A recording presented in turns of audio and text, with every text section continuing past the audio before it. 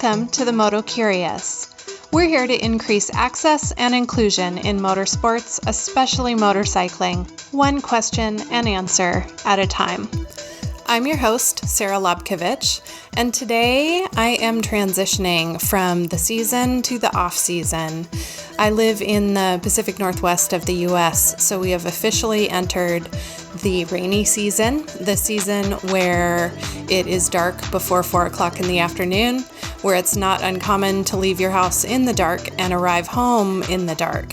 So today my focus is on where I've been this season and where I'm headed, and also on how some of what I learned on my motorcycle affects my life off the bike. So stick around and help me get the off-season off to a great start. As a strategy consultant and part-time teacher, I consume a ton of professional and personal development content. Podcasts, blog posts, books, thank goodness for libraries, and in-person training and events are part of my everyday. At work, during dog walks, and on my commutes. But the most influential content I consumed this year, in terms of impact to my career, came in an unexpected place. It was 2 days of learning performance motorcycle skills with Yamaha Champions Riding School, and it changed how I work forever. Now I know it's kind of a bummer to talk about work on a motorcycle podcast, but come on, it is the off season. I'm sitting behind a desk more than I'm sitting in the saddle. And one of the takeaways from Champ School is that we practice even when we're not on the bike. So I'm thinking about how not to proverbially crash the coffee when I'm at home, when I'm at work, when I'm in traffic, when I'm sitting in my four-wheeled practice motorcycle, my car. So I hope you'll indulge me one story where motorcycling intersects with my work life. I signed up for Champ School because I hit a plateau in my performance riding. I coach new to the track riders and was hoping to learn a thing or two about how to teach riding better and spend a little time focused on my own riding skill, since I'd poured so much of my time and energy this season into my students. It was a gift to myself during a season with a lot of ups and downs, and it was the closest thing to a vacation we had this summer. When we sat down for our first classroom session, Coach Nick Einash started with a brief introduction, the key takeaways of which were, I am responsible for my own experience here at Champ School. He asked us to practice turning the throttle and repeating as we mock accelerate our imaginary motorcycles while sitting in the classroom. Me, me, me, me, me, me, me, me, me, me, me, me, me. And then later, me, me, me, me, me, me, me, me, me. I. Myself.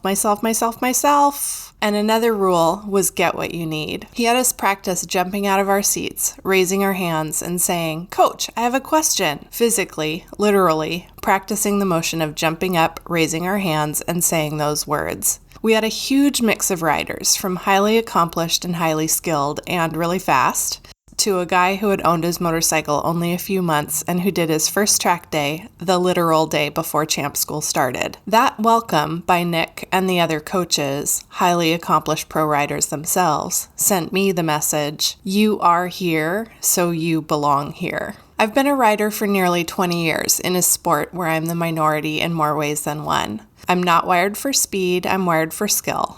I'm not externally competitive, I compete with myself and my expectations of myself. I'm not an adrenaline junkie, and I am a rule follower and am quite risk-averse in a lot of ways. And I am female, which is still relatively rare in certain circles of the sport. Even as a highly trained rider, I struggle with feelings of not fitting in at the track. And especially with feelings of imposter syndrome as a riding instructor, even though the proof of my training and skill is in the pudding of my students' success and smiles at the end of the day. Nick's intro let me know from moment one that imposter syndrome stuff has got to step aside. It doesn't serve me. I'm responsible for my own experience. I deserve, in quotes, I don't like the word deserve, but I deserve to be here as much as any other person whose butt is in a chair in this room. And I can choose whether to let my imposter syndrome hold me back or set it aside and take up the space I choose to place myself in that classroom and on that bike on the track. As I listened to Nick speak, I thought, this isn't just motorcycle training. This is the kind of life training that people like me spend decades in therapy and moving through personal and professional development as seekers. I'm often doing so because I feel inadequate in some way, like I'm not good enough. So maybe some additional training or book or practice will be the magic key that unlocks my good enoughness. When really, just like the repetition of experiences and habits that led to my not good enoughness self-belief, I can repeat experiences and habits that remind me that I belong where I am.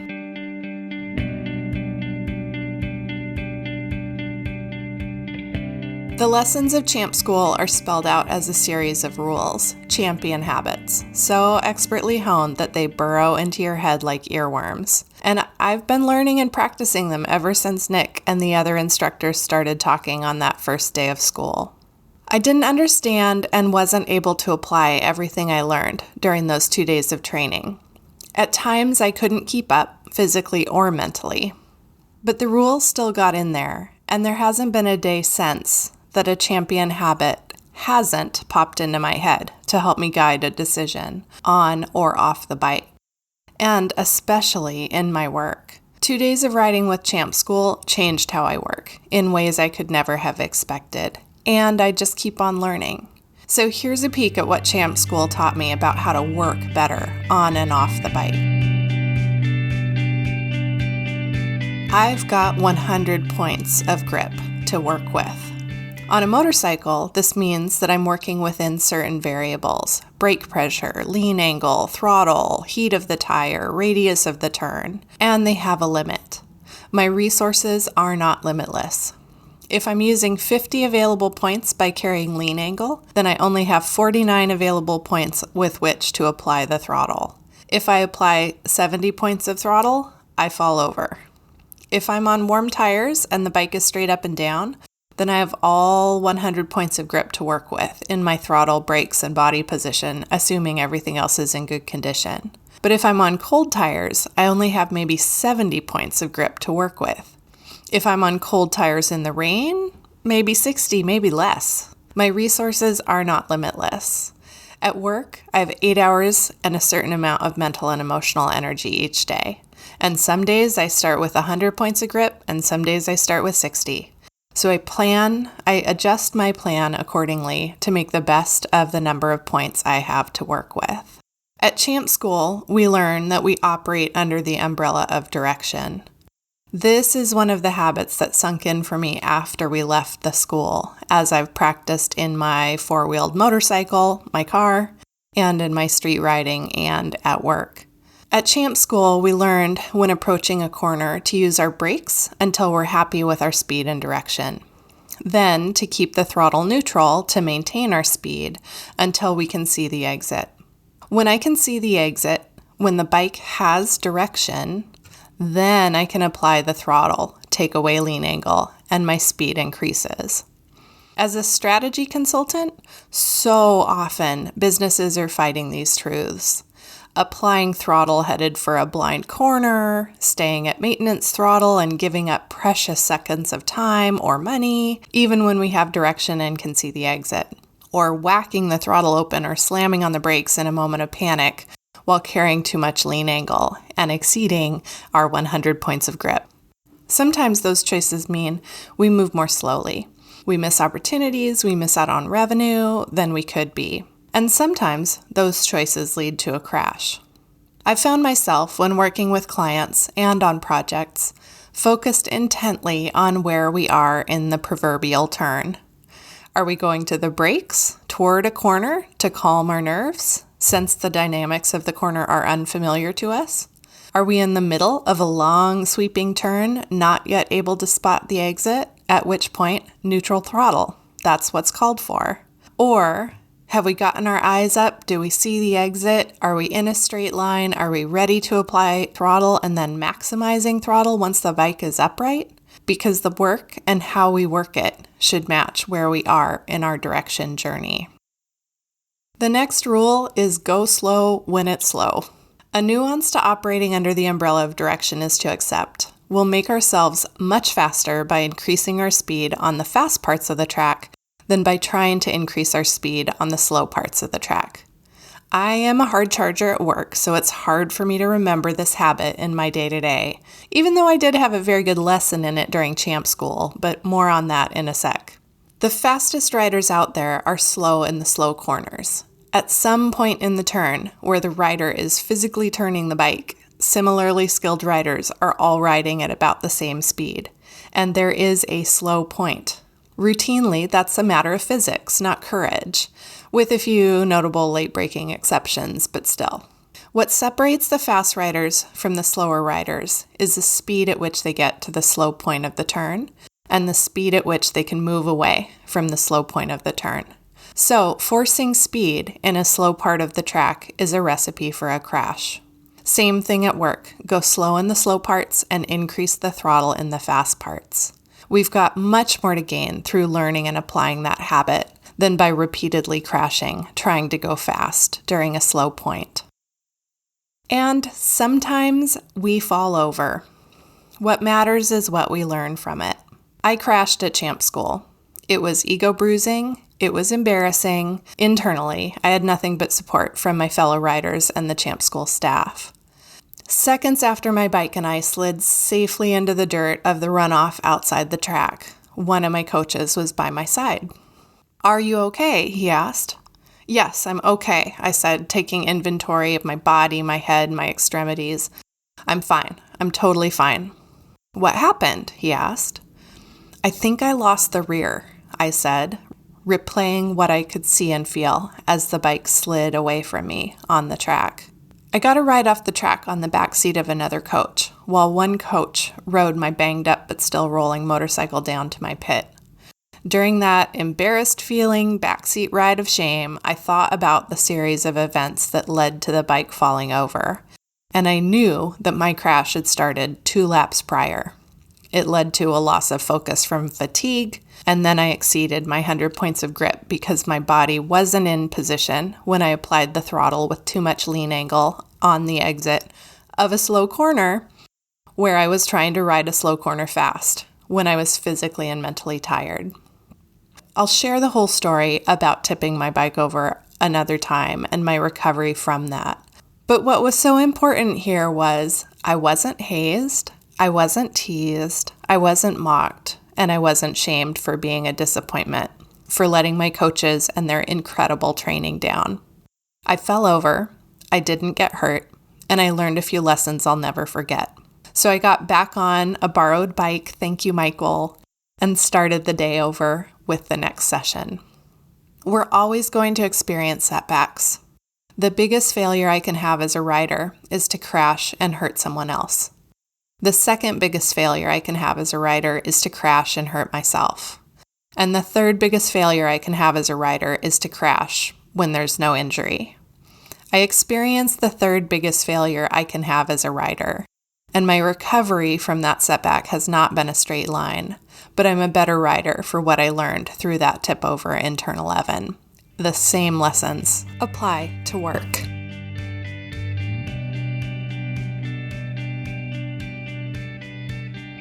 As champ school gets further and further in my rearview mirror, and I spend more time in my desk chair in front of the computer and less time getting my helmet therapy, as Coach Nick calls it, I've realized another huge lesson that wasn't memorialized as a habit during champ school, but which I did begin learning there.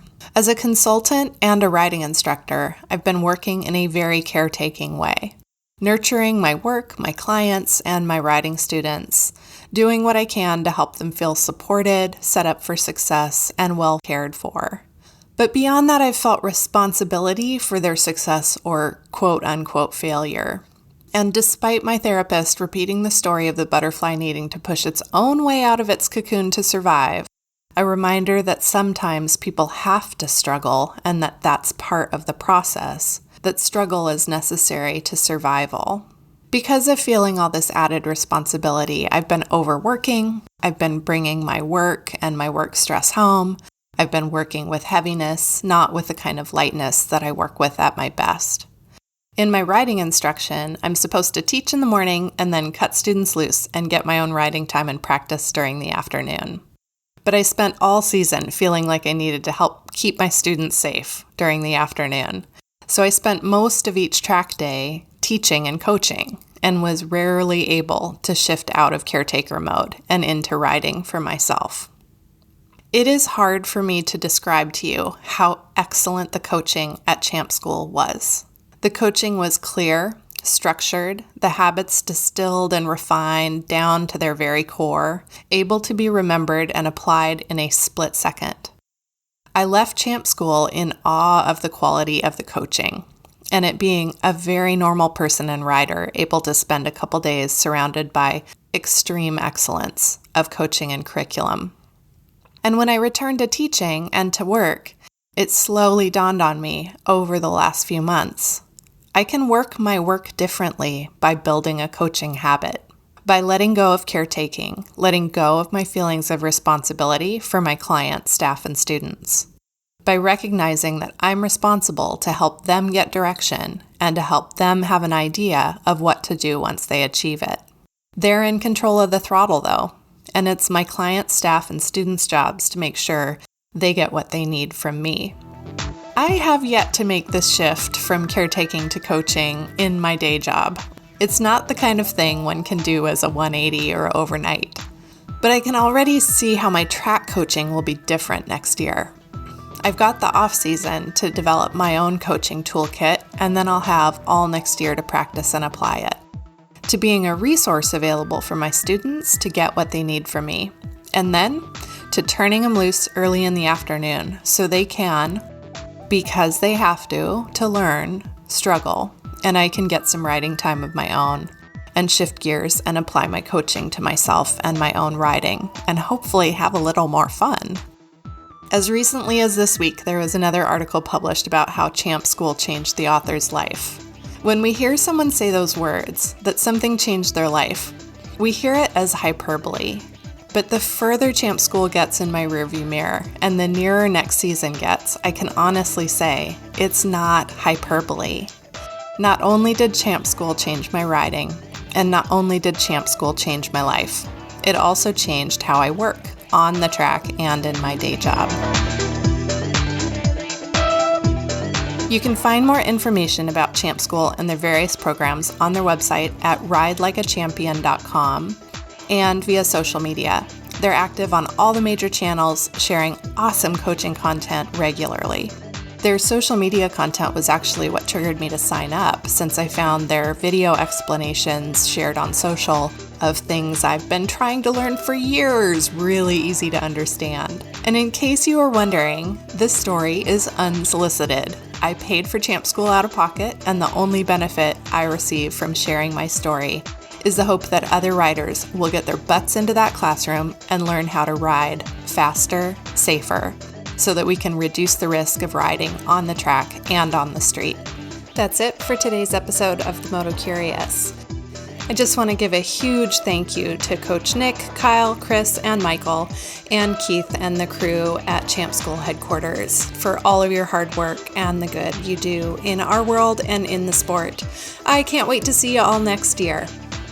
You can find more about my professional life at saralobkovich.com. That's SARALOBKOV as in Victor, ICH.com. And I'd love to hear from you. Visit themotocurious.com and share your off-season plans with me if you're in this hemisphere. Or I'd love to hear about riding season adventures from folks around the world. Thanks so much for tuning in. We'll see you next time.